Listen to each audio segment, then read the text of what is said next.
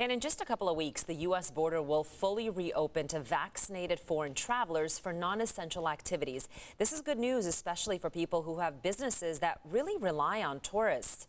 News 8's Chris Groh joins us live now to explain what one local leader is doing to help those who have been impacted by the border closure. Chris?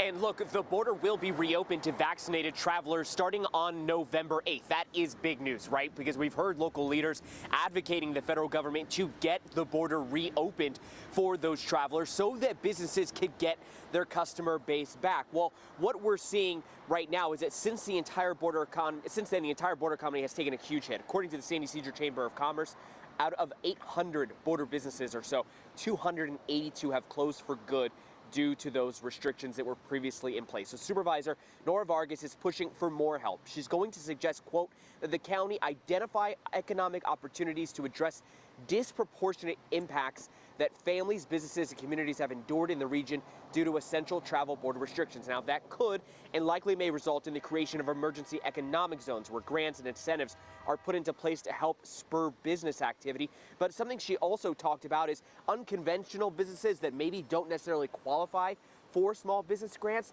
making sure that they can access that money or other type of funds, making sure that those who are qualified are up to date and educated about those opportunities. Now, the reopening to vaccinated travelers is going to be good news in the meantime for those that have survived. However, Supervisor Vargas believes more help is needed for the South Bay. It isn't just businesses hurting, but the workers and people too. From not being able to work because of the retail and tourism industry, they were both heavily impacted, to not being able to see family members for over a year and a half. And this letter will be introduced to the entire board tomorrow during their regularly scheduled meeting. Reporting in downtown San Diego, I'm Chris Groh for News 8.